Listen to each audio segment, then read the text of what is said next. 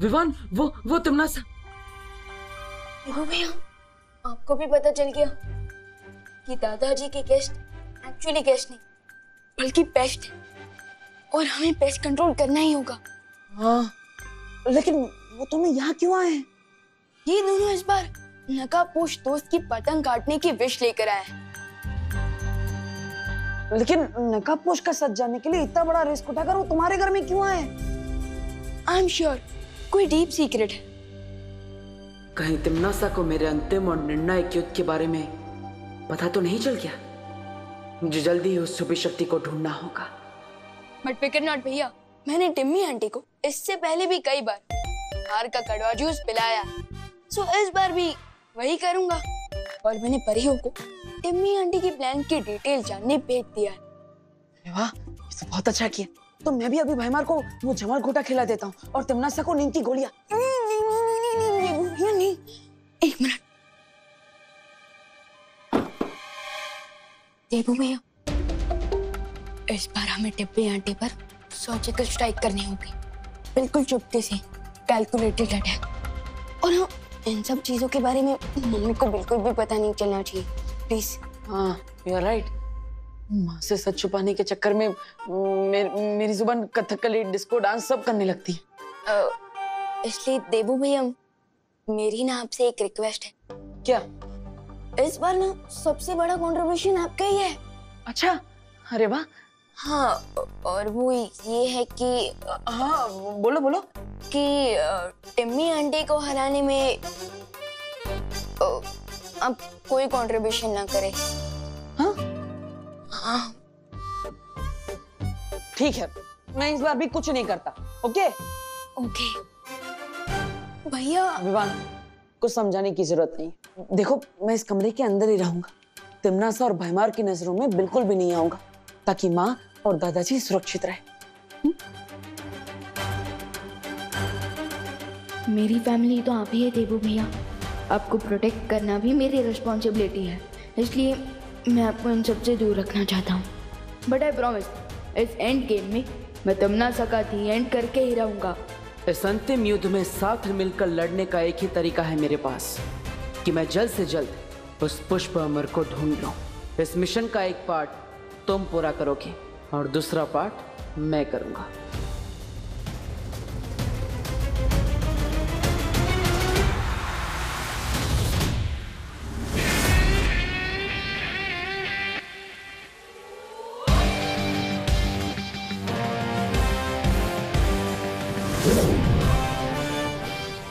शौर्य, वो पुष्प अमर जिस मंदिर में रखा गया है, मुझे लगता है वो कोई साधारण मंदिर नहीं, क्योंकि उस मंदिर को ढूंढना और भी मुश्किल होता जा रहा है। तुम्हारा अनुमान सही है बालवीर, और इसीलिए मैंने पूरे मुंबई शहर के सतह के नीचे की जांच की, और देखो मुझे क्या मिला।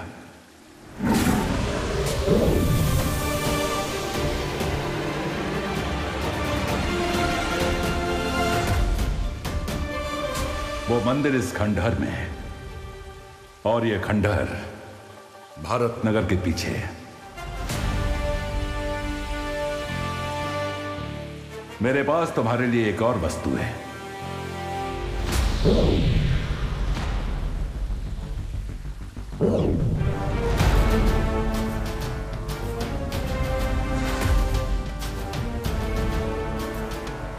ये क्या है शौर्य? तुम्हें अपने इस कार्य में कई बार अपना रूप बदलना पड़ सकता है। इस यंत्र की मदद से तुम पलक झपकते ही अपना रूप बदल सकोगे। शुक्रिया शौर्य। अब जल्दी जाकर वो पुष्प अमर प्राप्त करो और ध्रुवतारे पर उस महिला से छुपी शक्ति की पहचान मालूम करो।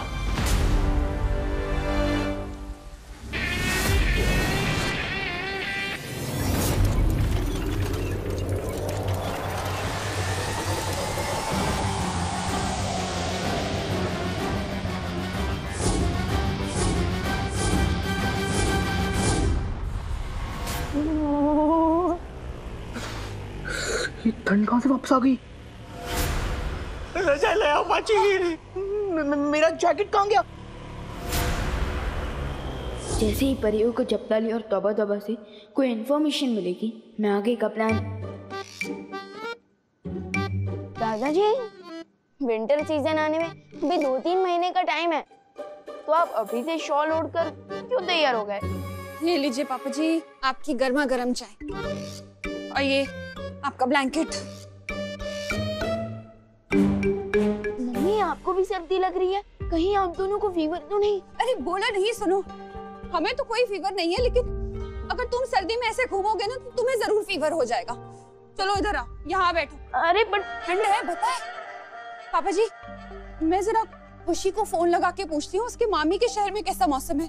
2 हफ्ते से गई हुई है अपने मामी के यहाँ, बड़ी याद आ रही है उसकी।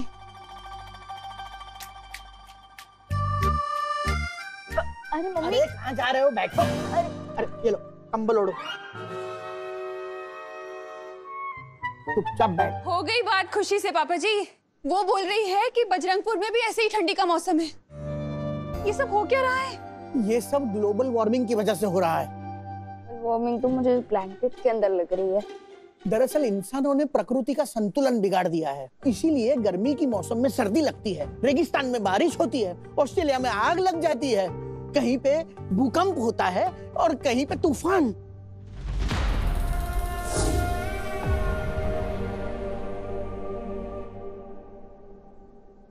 ग्लोबल वार्मिंग के लिए तो डेफिनेटली इंसान ही रिस्पॉन्सिबल है, लेकिन इस ग्लोबल कूलिंग के पीछे शैतान का हाथ है।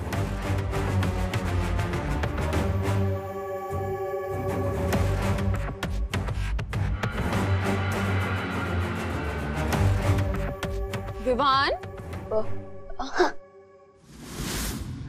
मैं तो टच कर रहा था बॉल को। अरे अभी तनीषा, आओ आओ आओ, बैठो। मैं तुम लोगों के लिए भी गर्मा गर्म चाय लेकर आती हूँ।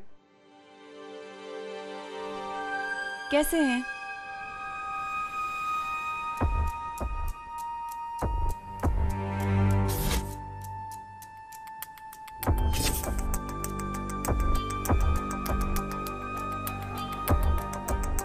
जब तक परियों को कुछ इन्फॉर्मेशन नहीं मिल जाती, मुझे टम्मी आंटी और भैमार को उलझा कर रखना चाहिए। क्या सोच रहे हो विवान? नहीं, मैं तो ये सोच रहा था कि आप दोनों कितने क्यूट कपल हैं। तो मैं ये जानना चाहता था कि आप दोनों की शादी कब हुई थी? 1 साल महीने पहले।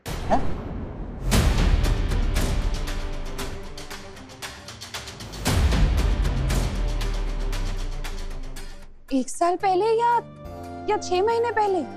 कितने अजीब कपल है, इतनी जल्दी अपनी वेडिंग डेट भी भूल गए।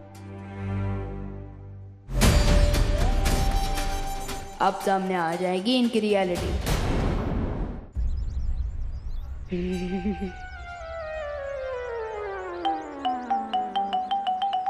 Nice improvement D. Thank you. वो खंडर यही कहीं आसपास होगा। अरे डब्बू, कहाँ जा रहे हो? कहीं नहीं, बस ऐसे ही टहल रहा हूँ।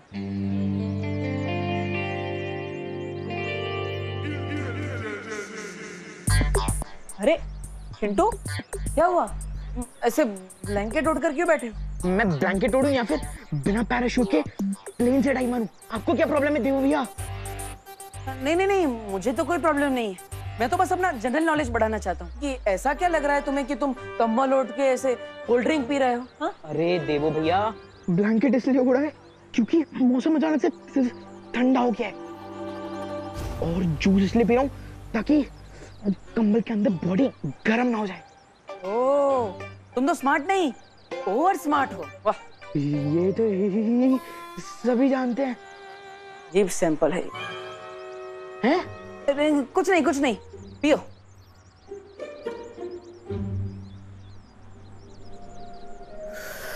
इस ढंग का डब्बू पर कोई इफेक्ट क्यों नहीं हो रहा? So strange.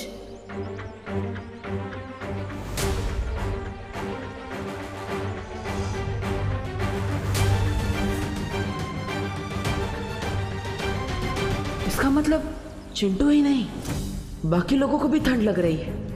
ये तिमना सा की कोई चाल तो नहीं?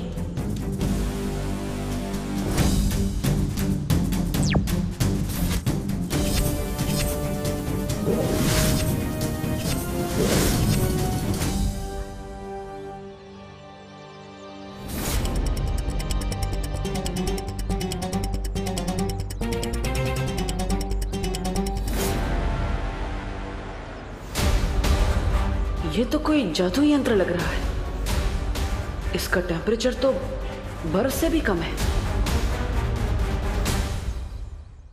बोलो बेटा, ये तुम्हारे शादी के अलग अलग डेट्स का क्या चक्कर है?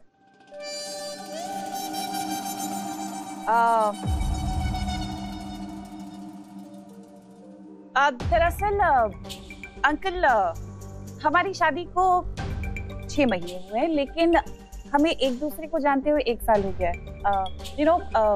मेरे कहने का मतलब ये है कि जब हम 1 साल पहले मिले थे तो अभय ने तभी मुझे अपनी बीवी मान लिया था, बट लवी डवी वाइफ। इसलिए मैं शादी की डेट 1 साल पहले से गिनता हूँ, जबकि हमारी ऑफिशियल वेडिंग डेट 6 महीने पहले की है। वाह, आप लोगों की स्टोरी तो वाकई में बहुत रोमांटिक है। हाँ दादाजी, वेरी रोमांटिक। अच्छा अब ये बताइए, आप लंदन में रहते कहाँ? Central London.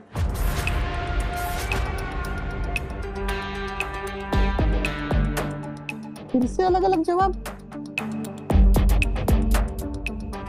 सॉरी टू से, बट तनिषा आंटी, आपकी बातें सुनकर लगता नहीं है कि आप दोनों की शादी हुई है।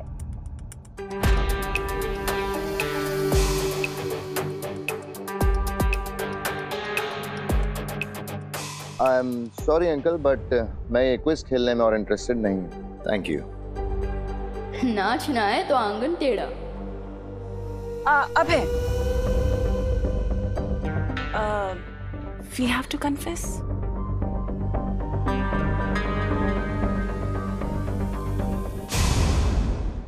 तो अंकल, मैं नहीं चाहती थी कि ये बात मैं बताऊं, लेकिन मैंने और अभय ने भाग कर शादी की।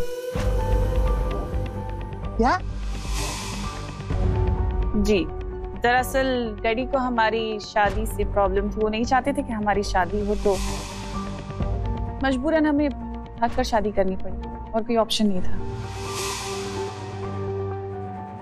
किसके डैडी, आपके या अभय अंकल के?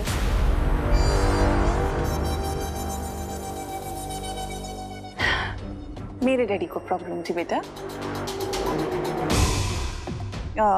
अंकल, हुआ यूं था कि मैंने शादी से पहले अभय को जब डैडी से मिलवाया था, तो डैडी ने कुछ ऐसे सवाल जवाब किए थे जिससे अभय को बहुत ज्यादा इमोशनल टर्मोइल से गुजरना पड़ा था, और इसीलिए अभय बहुत इमोशनल हो रहा है। प्लीज इफ वी कैन, तो हम ये टॉपिक थोड़ा सा डिस्ट्रैक्ट कर सकते हैं। I don't feel good for Abhay. ये इमोशन है या मेलोड्रामा? विवान, बस करो। इन्हें पुरानी बातें याद दिलाना ठीक नहीं है। सॉरी बोलो। अरे अंकल, आप भी कैसी बात कर रहे हैं? बच्चा है, क्यूरियोसिटी होती है सवाल जवाब करने की, होता है, इट्स ओके। लेकिन अब जब विवान ने हमसे इतने सारे सवाल जवाब कर ही लिए हैं, जो कि अच्छा भी है करना, क्योंकि हम इतना जानते नहीं एक दूसरे को, क्या मैं विवान से एक सवाल कर सकती हूँ बालवीर के बारे में?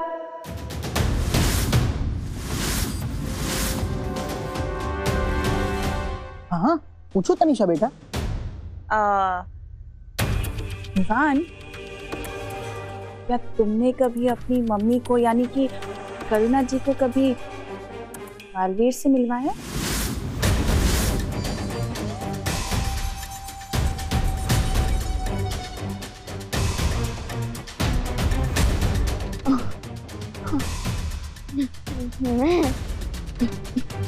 मैं कैसे मिलवा सकता हूँ?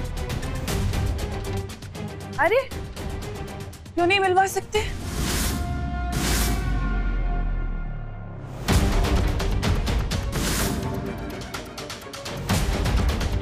अब मैंने सुना है कोई भी बच्चा अगर दिल से बालवीर को बुलाता है तो बालवीर चला आता है। क्या मैंने सही सुना है विवान? अरे नहीं नहीं, विवान तो सलमान का फैन है। हमारे घर में बालवीर का फैन तो देबू है, देबू। हाँ, and let me tell you, जिंदगी में 3 चीजें कभी भी अंडर एस्टिमेट मत करना। ऊपर भगवान, नीचे सलमान और घर में विवान। देखा? Is it?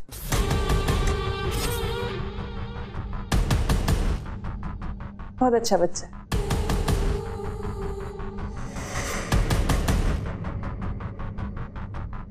तुम्हारी पूरी बॉडी में जितनी होशियारी भरी है ना, उससे कहीं ज्यादा खुराफात मेरी छोटी उंगली में है,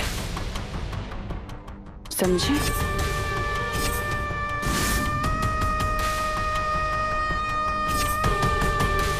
कंचे खेलने की उम्र में दुनिया का रखवाला बनने की कोशिश करोगे तो नतीजा भी बुरा ही मिलेगा तुम्हें विवान।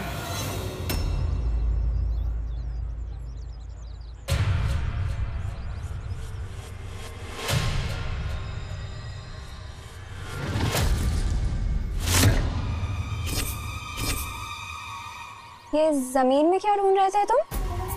और ये क्या है तुम्हारे हाथ में?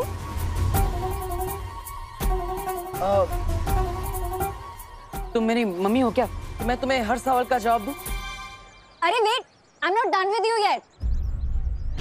अनन्या, तुम्हारे साथ टाइम पास करने का मेरे पास टाइम नहीं है। विवान, आई एम श्योर कि ये ठंड तुम संभाल लोगे। मुझे जल्द से जल्द उस मंदिर को ढूंढना होगा। अरे अरे कहाँ जा? अरे वेट,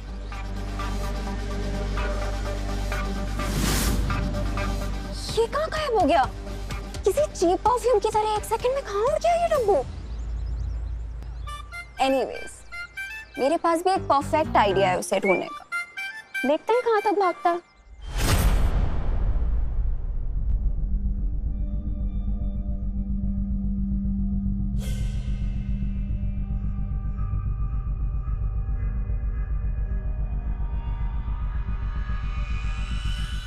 यही वो जगह है जिसके बारे में शौर्य ने मुझे बताया था।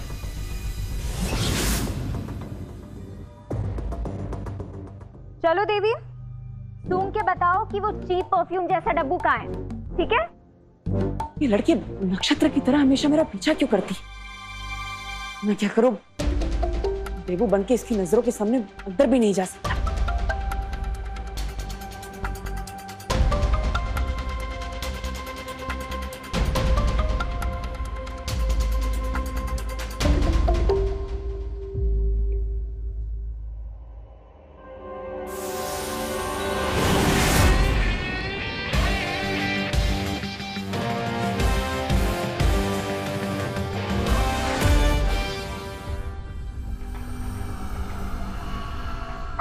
देवी प्रसाद, तुम अपनी पूंछ के पीछे क्यों घूम रहे हो? वेट!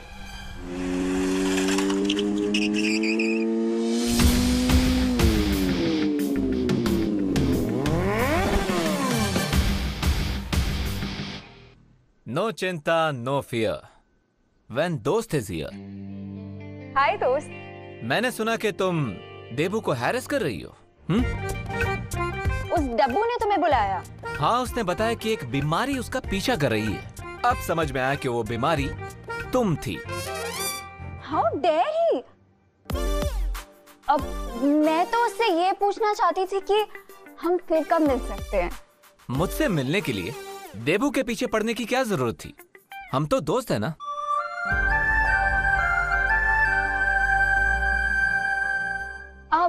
अब तुम यहाँ आ ही गए हो तो तुम मुझे ये बता सकते हो कि तुम नासा से मेरा रिवेंज लेने में तुम मेरी हेल्प कब करोगे? कर्ज चुकाने में देरी करना और बदला लेने में जल्दी करना दोनों ही इंसान के लिए अच्छा नहीं होता। थोड़ा सब्र रखिए। अब पर तुम कहाँ जा रहे हो?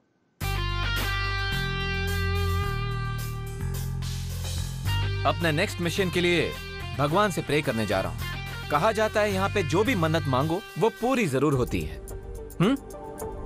You वांना join me? या श्योर। चलो। इस मंदिर की एक और खास बात है, इसके अंदर वही जा सकता है जिसका मन साफ हो और दिल अच्छाई से भरा हो।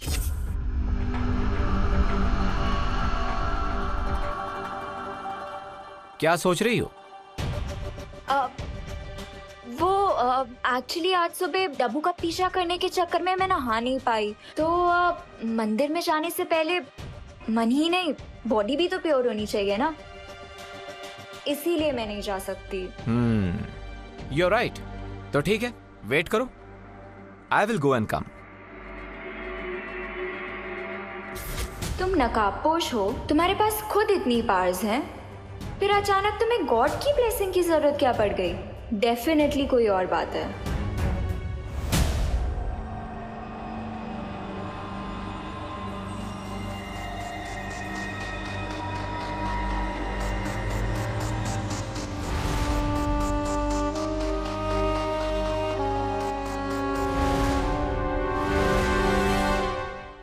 फाइनली मिल ही गया मुझे वो पुष्प अमर।